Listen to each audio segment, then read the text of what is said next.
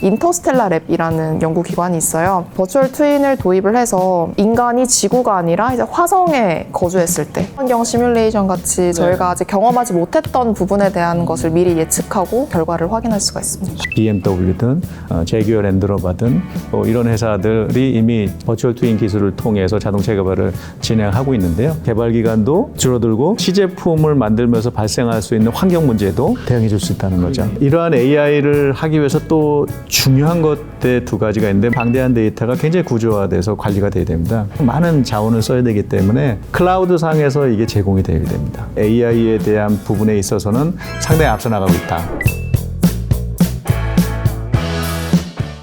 예를 들면은 1리터짜리 물병이 있습니다. 네. 그리고 물병을 쏟으면 물이 나와요. 누구나 다 아는 내용이죠. 그런데 그 물이 꿀렁꿀렁하지 않고 규칙적으로 빠른 시간에 나오는 게 물병 회사 입장에서는 또 굉장히 중요합니다.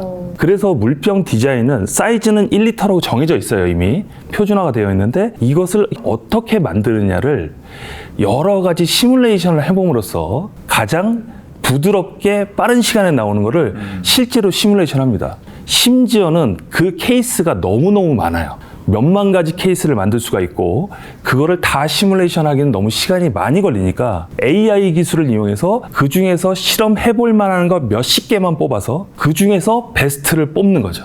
그래서 그 수만 가지 케이스가 있는 거를 몇십 가지로 줄이고 그거를 또 버추얼 상에서 시뮬레이션 해보고 최적의 물병의 디자인을 저희 플랫폼으로 설계한 사례가 있습니다. 와, 기발한데요. 공장에서 물건을 생산을 하잖아요. 네. 물건을 만들 때 당연히 공장 환경이나 작업 환경 이런 거는 당연히 3D로 모델링해서 네. 실제처럼 똑같이 만들 수 있고요. 그뿐 아니라 작업자들의 어떤 인체 공학적인 근골격계까지 저희 플랫폼에서 다 모델링 가능하고 실제로 이걸 시뮬레이션 해보면서 작업자가 어떤 위치에서 어떤 행동을 취할 때 이 부분이 위험하지가 않은지 혹은 그런 부분을 사전에 시뮬레이션 함으로써 보다 더 안전한 작업 환경을 만들어주는 경우도 있습니다. 이제 요즘 같은 세상에서는 많은 스타트업 기업들이 있잖아요. 새로운 제품들이 나오고 자동차만 보더라도 이제 전기차 나오고 전기차가 나오면서 동시에 자율주행차, 그 새로운 차들이 나오고 그리고 이제 비행 관련된 부분들도 이제는 날아다니는 자동차가 나오죠. UAM 같은 것들이 나오고 이런 새로운 혁신적인 제품들은 기존에 우리가 했던 게 아니라는 거죠. 완전 새로운 겁니다. 거기다가 환경까지 고려해야 된다고 또 말씀을 드렸고 예를 들자면 이게 왜 복잡하냐?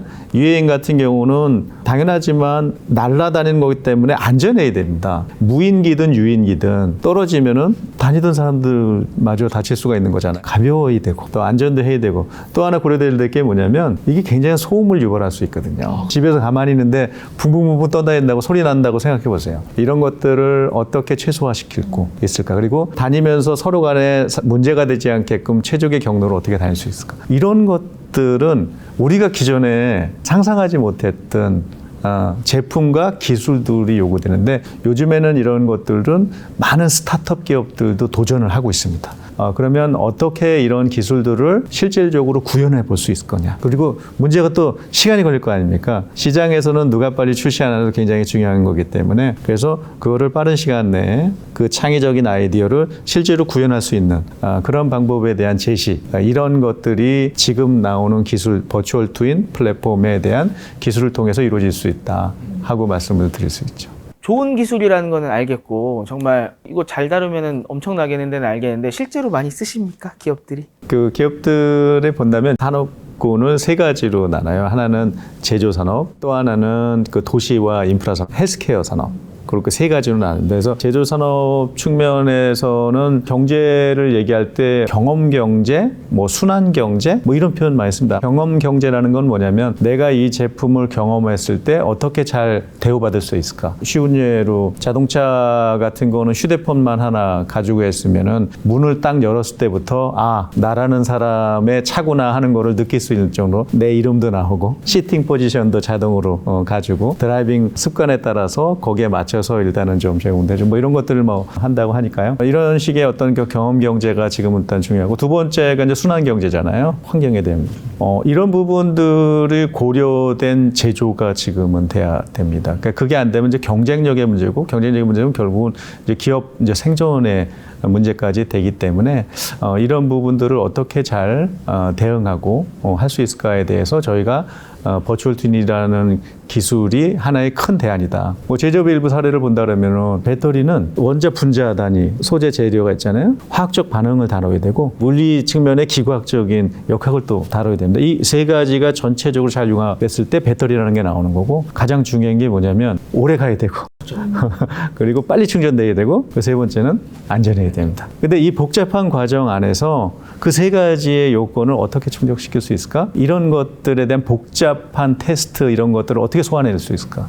하는 부분들이 저희가 얘기하는 이런 플랫폼 안에서의 버추얼 트윈이 이런 부분을 갖다가 충분히 도와주고 있다 하는 부분이고요. 글로벌 자동차의 대부분을 저희 회사의 소프트웨어를 지금 사용하고 있는데 뭐 BMW든 제규어 랜드로버든 뭐 이런 회사들이 이미 버추얼 트윈 기술을 통해서 자동차 개발을 진행하고 있는데요. 자동차 같은 경우는 굉장히 많은 차량을 프로토타이핑을 합니다. 왜냐하면 충돌도 해봐야 되고 또 가혹한 조건에서 주행도 해봐야 되고 그게 문제가 없어야 되잖아요. 이런 시제품의 자동차 대수를 최대한 줄일 수 있는 방법을 제시를 하는 거죠. 그럼 줄인다는 거는 그만큼 개발 기간도 시간과 비용이 줄어들겠죠. 줄어들고 네. 또 하나는 뭐냐면 그 시제품을 만들면서 발생할 수 있는 환경 문제도 대응해 줄 수 있다는 거죠. 그러네요. 그럼 굉장히 큰 겁니다. 또 하나 일단 예를 든다면 원자력 에너지에 대해서 우리가 얘기한다면 이제 원자로 같은 경우는 건설하고 설치하는 것도 어렵지만은 폐기하는 것도 어렵습니다. 문제가 발생하면은 아예 안 되는 거죠. 에라가 제로화를 해야 된다는 거죠. 그러면 이거를 세심하게 테스트를 해보고 해체하는 것도 미리 시뮬레이션을 해서 실제 해체를 했을 때 전혀 문제가 나오지 않게 해야 된다는 거죠. 이런 부분들에 대해서도 저희가 솔루션을 제공을 하고 있습니다. 도시와 인프라 쪽에서도 이제 버추얼 트윈이 많이 활용이 되는데요. 싱가포르 같은 경우도 저희 플랫폼을 활용해서 싱가포르 내에서 인구가 증가한다든지 건설한다든지 그 도시 안에서 일어나는 크고 작은 이런 사건들에 대응하기 위해서 3D로 시각화하고 도시가 시간의 흐름에 따라서 또 진화하잖아요. 네. 이런 부분들에 대해서 어떻게 우리가 대응할지 그리고 어떻게 진화하는 미래의 도시를 완벽하고 안전하게 구현할 수 있을지를 3D로 미리 한번 테스트를 해보는 사례가 또 있고 그리고 조금 독특한 사례라고 여겨질 수도 있을 텐데 어떤 저희 미래의 생태계 재현 시스템을 연구하는 기관인 인터스텔라 랩이라는 연구기관이 있어요. 저희 연구기관 같은 경우는 버추얼 트윈을 도입을 해서 인간이 지구가 아니라 이제 화성에 거주했을 때 화성 이주에 대한 그런 거주 시뮬레이션을 할 수 있는 시스템을 저희 플랫폼을 통해서 개발하기도 하였습니다. 지구만 되는 게 아니라 화성도 된다고요? 네, 이런 거주 환경 시뮬레이션 같이 저희가 아직 경험하지 못했던 부분에 대한 것을 미리 예측하고 시뮬레이션 통해서 결과를 확인할 수가 있습니다. 자사 제품이지만 이렇게 기술 대표님으로서 싱가포르 해보셨을 거 아니에요? 그러면 지금 뭐 도시구현 정도에서 봤을 때 그냥 아주 개인적인 생각으로 이 진짜 도시 아날로그에서 돌아가고 있는 게 한 몇 %까지 구현된 것 같다. 느낌이 어느 정도십니까? 현실에서 저희가 예측하고 또 계산할 수 있는 부분은 다 담은 내용이라고 생각하시면 될 것 같습니다. 그러니까 정말 도시계획을 짜거나 이럴 때 이거를 활용을 해서 화성까지 가니까 대단합니다. AI의 도입이 지금 굉장히 중요하잖아요. 말씀해 주신 플랫폼도 AI랑 결합이 돼야만 더 좋아질 것 같고 지금 이미 AI가 하고 있는 역할도 꽤 클 것 같거든요. 요새 화두인 AI 어떤 관계를 맺고 계십니까? 저희가 얘기하는 생성형 AI에 대해서는 조금 다른 부분이 있어요. 저희가 AI를 사용해서 결과값을 내는 거는 에러가 있으면 안 됩니다. 일반 제너레티브 AI가 일부는 다른 정보를 내더라도 어느 정도 감안을 하잖아요. 근데 저희 같은 비즈니스 소프트웨어를 가진 회사에서 잘못된 결과값을 준다 그러면 그거는 큰 문제가 발생을 하게 되죠. 그게 제일 중요한 겁니다. 그래서 정확한 정보를 최종적인 결과값으로 줘야 된다. 그렇기 때문에 저희가 하는 AI의 방식은 좀 달라요. 예를 들자면 이제 기업이 기존에 축적한 데이터 플러스 관련된 데이터들을 잘 구조화해서 그걸 기반으로 AI에 대한 결과값을 줘야 된다는 거죠. 예를 들자면 이미 내놓은 제품이라고 한다면 저희는 3D 모델링이랑 시뮬레이션을 같이 결합을 해서